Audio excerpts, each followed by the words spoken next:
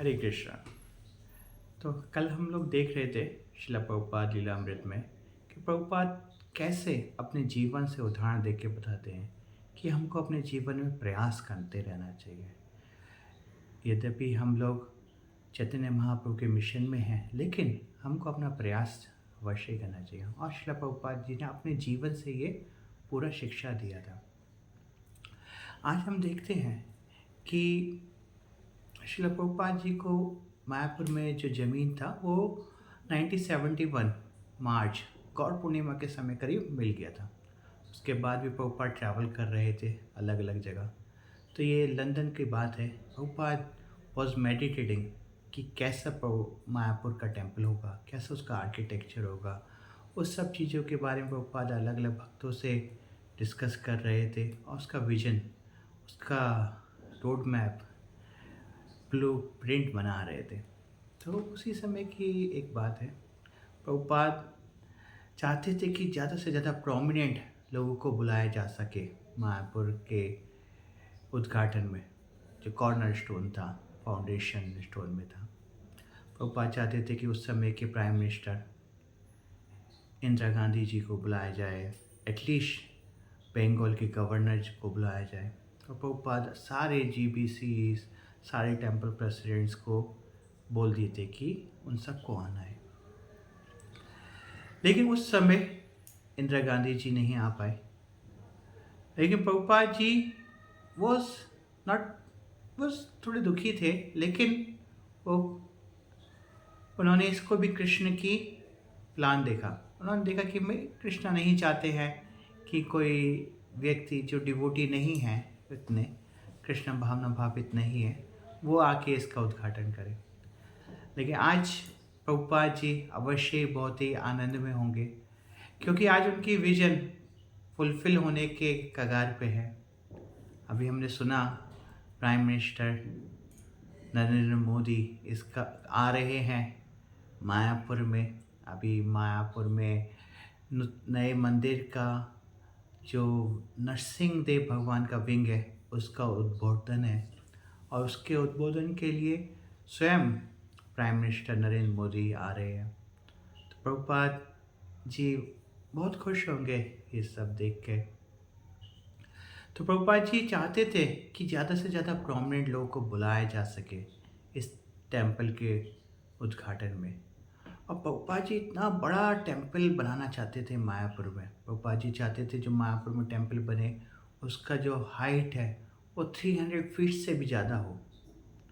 प्रभुपाद जी जो इतनी prominent buildings हैं संसार में, उसमें इस टेम्पल का गणना हो।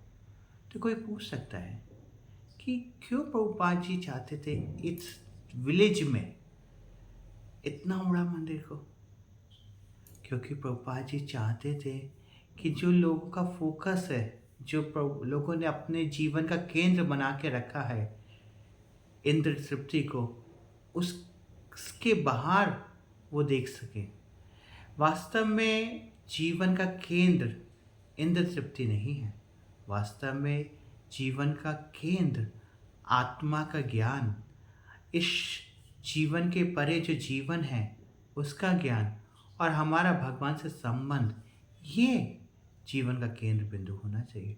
और इसी को लोगों की फोकस में लाने के लिए, केंद्र में लाने के लिए शिला प्रभुपाद जी ये मंदिर बनाना चाहते थे, जिससे कि लोग यहाँ पर आएं और समझ सके कि जीवन का केंद्र क्या है। प्रभुपाद जी चाहते थे कि जो कोई भी व्यक्ति, सिंसियर व्यक्ति मायापुर में आए, उसको आध्यात्मिक जगत का एक्सपीरियंस हो। और जो कोई भी लोग, भक्त लोग मायापुर में रहे हैं, वो सदैव भगवान के कीर्तन में, भगवान की फिलॉसफी में के डिस्कशन में रहें। और जो कोई भी बुद्धिमान व्यक्ति मायापुर में आए, उसको जीवन के केंद्र बिंदु के बारे में बताएं और उनको कन्विंस कर सकें कि जीवन का क्या गोल होना चाहिए। प्रभुपाद जी डिमॉन्स्ट्रेट करना चाहते थे कि कैसे हम अपने जीवन में भगवान को जोड़ सकते हैं। हमारे पास जो कुछ भी है उसको कैसे भगवान की सेवा में लगाकर हम उसको भक्ति में कर सकते हैं। प्रभुपाद जी दिखाना चाहते थे कि भक्ति कितनी सरल है। और कितनी आनंददायक है। यही सब कुछ को डेमोन्स्ट्रेट करने के लिए प्रभुपाद जी इतना बड़ा मंदिर मायापुर में चाहते थे, और आज प्रभुपाद जी का सपना पूरा होने वाला है। प्रभुपाद जी चाहते थे कि यहाँ पर मंदिर से पहले एक गेस्ट हाउस बने। क्यों? जिससे कि भक्त लोग यहाँ पे आके रह सकें और स्लोली स्लोली ये डेवलप हो। तो प्रभुपाद जी एक विजनरी मैन थे। प्रभुपाद जी ऐसा नहीं सोचते थे कि हाँ पहले मंदिर बना दीजिए फिर धीरे धीरे, नहीं। प्रभुपाद जी देखिए कि पहले भक्त लोग आएंगे, गेस्ट हाउस बनेगा, फिर धीरे धीरे चीज़ें डेवलप होंगी। तो प्रभुपाद जी के पास हमेशा एक विजन था, और प्रभुपाद जी उस विजन के ऊपर सदैव कार्यरत थे। और जब कभी भी कोई भी समस्या आती थी तो उसमें भी श्रील प्रभुपाद जी भगवान का हाथ, भगवान का मर्जी और गुरु की कृपा देखते थे।